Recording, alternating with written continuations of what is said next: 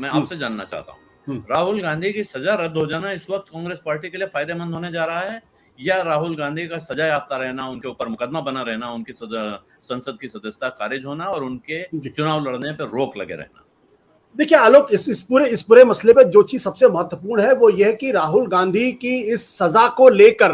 Congress party बार बार इसको प्रचारित करने की कोशिश कर रही है कि देखिए राहुल गांधी ने संसद के अंदर अडानी और नरेंद्र मोदी के मसले पर सवाल किया था और उसका नतीजा ये हुआ है कि उनकी लोकसभा की सदस्यता तक रद्द करवा दी गई है। अब उसमें यह तो नहीं कहा जा रहा है कि उन्होंने कोर्ट को मैनिपुलेट किया है, लेकिन बार बार उसका आशय यही समझ में आता है। तो जाहिर सी बात है कि ये कांग्रेस पार्टी इसके पीछे की जो राजनीति है उसको बड़ा करना चाहती है और वो करना चाहती है कि आज की तारीख में आप नरेंद्र मोदी के खिलाफ एक शब्द नहीं बोल सकते हैं, आप अडानी के खिलाफ एक शब्द नहीं बोल सकते हैं, और अगर आप इन दोनों के रिश्तों के बारे में कोई बातचीत करते हैं वो भी संसद के अंदर, तो आपकी जो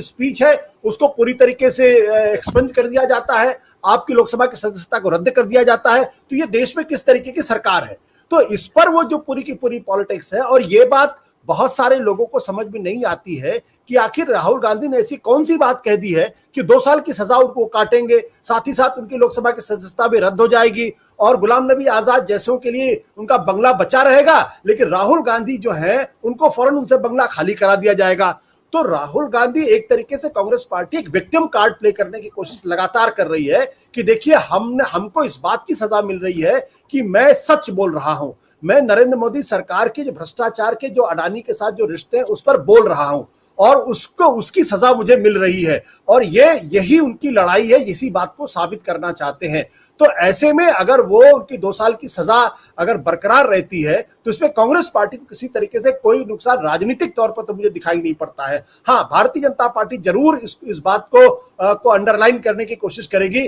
कि देखिए इसमें हम उनकी नरेंद्र मोदी की सरकार का क्या कसूर है, इसमें उनका क्या कसूर है। यह फैसला तो अदालतों से हो रहा है, पहले लोअर कोर्ट ने उनको 2 साल की सजा दी, इस देश के अंदर अदालतें जो है पूरी तरीके से इंडिपेंडेंट है, फिर सेशंस कोर्ट से इनको किसी तरीके से कोई राहत नहीं मिली, अब हाई कोर्ट से भी इनको राहत नहीं मिल रही है। तो इसमें नरेंद्र मोदी सरकार क्या कर सकती है? तो इसलिए ये जो प्रश्न है, ये प्रश्न बीजेपी बहुत स्मार्टली कोर्ट के माध्यम से जो चीजें हो रही हैं उसको ये प्रोजेक्ट कर रही है कि राहुल गांधी ने गलती की है इसलिए अदालत उनको सजा दे रही है। इसमें केंद्र सरकार का, भारतीय जनता पार्टी का, आरएसएस का, नरेंद्र मोदी का कोई लेना देना नहीं है। लेकिन कांग्रेस का कहने का मतलब ये है कि उनके खिलाफ ये सारी कार्रवाई इसलिए हो रही है क्योंकि उन्होंने नरेंद्र मोदी के खिलाफ बोला था, अडानी के रिश्तों और बोला था, और इसलिए उनको सजा भुगत रही। जो एक बड़ा पॉलिटिकल क्लास है वो भी इस बारे में मानता है कि मानहानि के मामले में, पहले मामले में जो जब से कानून बना है पिछले तकरीबन 150 साल में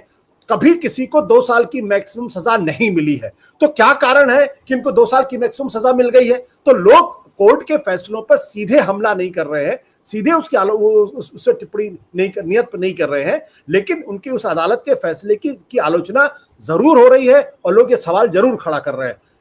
सत्य हिंदी का ऐप डाउनलोड करें गूगल प्ले स्टोर पर।